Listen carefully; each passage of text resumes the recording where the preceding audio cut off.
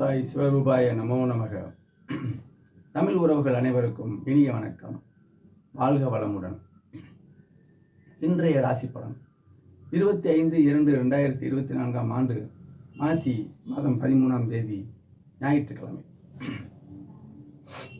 நட்சத்திரம் பூரம் இரவு மணி 1:24 வரை, பிறகு உத்தரம். திதி தேய்பிறை பிரதமை இரவு 8:36 வரை, பிறகு தேய்பிறை துவிதியை. இன்றும் நாளை காலை 8:11 மணி வரையும் மகரத்திற்கு சந்திராஷ்டமம். எங்கும் கவனம், எதிலும் கவனம். இன்று ராமதேவர் சித்தருடைய ஜெயந்தி நாள். சித்தர்களை வழிபடுவோம், சிறப்பாக வாழ்வோம்.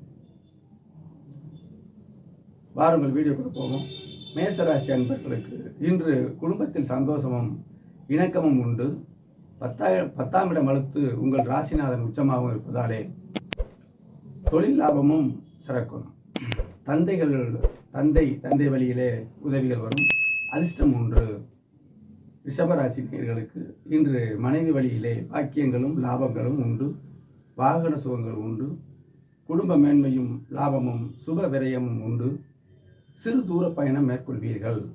மிதுனராசி அன்பர்களுக்கு இன்று முயற்சி சிறப்பாக இருக்கும். இளைய சகோதரருடைய உதவிகள் கிடைக்கும். அவர்களால் லாபம் இருக்கும். குடும்பத்தில் மகிழ்ச்சி சந்தோஷங்கள் இருக்கும். நல்ல ஈடுபாடுகள் குடும்பத்தில் உங்களுக்கு உண்டு. கடகராசி ஜென்மச்சனி என்பதை நினைவில் கொள்ள வேண்டும். இன்று வருமானமும் குடும்ப சந்தோஷமும் கூடும். பேசும் பேச்சு நிதானமாக இருக்க வேண்டும் என்பது மிக அவசியம். வெற்றிகள் உண்டு. சிம்மராசி இன்று உற்சாகமும் தந்தை வழி பாக்கியங்களும் உண்டு. தொழிலில் வருமானங்கள் சிறக்கும். அதிகமாக பாடுபட்டு செய்ய வேண்டிய வரும். குடும்பத்தில் அனுசரித்து செல்ல வேண்டியது வரும். ஏனால் கண்டகச்சனி. சனி மட்டும் இருந்தால் பரவாயில்லை, சூரியனும் அங்கு இணைந்திருக்கிறார். புதன் இணைந்திருப்பது சற்று இறுக்கத்தை குறைக்கும் என்றாலும் கடுமை அங்கே அதிகமாக உள்ளது. கன்னிராசி அன்பர்களுக்கு இன்று சிறு தூர பயணத்தின் மூலம் வெற்றிகள் உண்டாகும். அலைந்து தெரிந்து தொழில் செய்பவர்களுக்கு, வேலை செய்பவர்களுக்கு இன்று நல்ல முயற்சியில் வெற்றி உண்டு. அதிக முயற்சி எடுக்க வேண்டும். குடும்பத்தில் நிறைவாக இருக்கும்.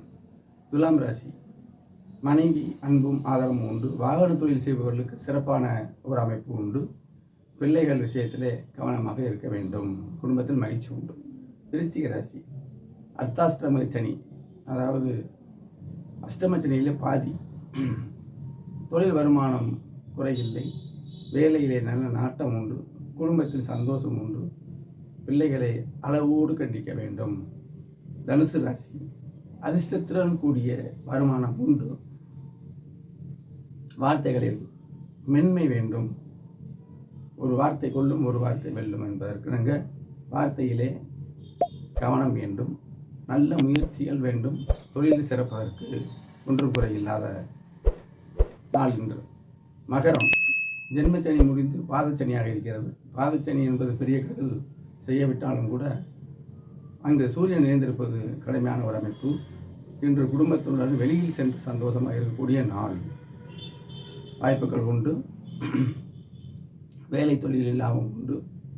தொழிலில் லாபம் உண்டு. வேலையில் நல்ல முன்னேற்றம் உண்டு. சுபச்சரவுகள் உண்டு. சந்திராஷ்டமம் இன்றும் நாளை காலை 8:11 வரைக்கும் இருக்கிறது. கவனமாக, வார்த்தையில் கவனமாக இருக்க வேண்டும். கும்பராசி ஜென்மச்சனி என்பதை நினைவில் கொண்டு குடும்பத்தில் அனுசரித்து சென்றால் சிறப்பு. இருப்பு சம்பந்தமான தொழில் செய்பவர்களுக்கு அதிக நாட்டமும் அதனால் லாபமும் உண்டு. ஜென்மச்சனி என்பது நமக்கு அசதி கொடுக்கக்கூடிய அமைப்பு. அதற்கு தகுந்தவாறு நம் உணவு பழக்க வழக்கங்களையும் ஓய்வையும் எடுத்துக்கொள்ள வேண்டும். மீனம் குடும்பத்தில் குதூகலம், வருமானம் உண்டு. செலவுகள் கட்டுப்படுத்தி இருக்க வேண்டும். ஏனென்றால் 12ல் சூரியனும் சனியும். செலவுகளை கட்டுப்படுத்தினேன்னா நமக்கு கடன் ஏற்படாது. 6ஆம் இடத்தில் சந்திரன்.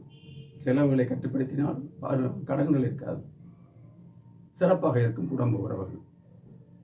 இன்று அனைத்து ராசியினருக்கும் இந்த நாள் இனிய நாளாகவும் சந்தோஷம் தரும் நாளாகவும் அமைய இறைவனின் துணை கொண்டு இறைவனை வணங்கி வாழ்த்துவது உங்கள் அபிமான ஜோதிடர் மதுரை சாய் செல்வம். நன்றி, வணக்கம், வாழ்க வளமுடன். இன்று ஒரு ஜோதிட செய்தி. மகம் என்ற நட்சத்திரம் மக நட்சத்திரம் மகம் ஜெகத்தை ஆளும் என்ற ஒரு பழமொழி உள்ளது. ஆனால் வெறும் நட்சத்திரத்தால் மட்டும் இது நடக்காது. மகம் நட்சத்திரத்தில் பிறந்தவர்கள் சாதாரண கூலி தொழிலாக இருப்பார்கள், கோடீஸ்வர சம்பத்து கொண்டவர் இருப்பார்கள், அரசயோகத்தில் இருப்பார்கள். ஆனால் ஜெகத்தை ஆள்வதற்கு சிம்மம் வலுப்பெற வேண்டும். வலுவென்றால் நல்ல ஒளியாக இருக்க வேண்டும், சூரியனும் நல்ல ஒளியாக இருக்க வேண்டும், பௌர்ணமி அமைப்பில் பிறக்க வேண்டும், நல்ல தசாபுத்திகள் இருக்க வேண்டும், லக்னாதிபதி வலுவாக இருக்க வேண்டும். உதாரணத்திற்கு காலஞ்சென்ற நமது முதல்வர் ஜெயலலிதா அம்மா அவர்கள். ஆகவே மகம் ஜெகத்தை ஆளும் என்பது ஒரு வார்த்தையில் கூறக்கூடாது.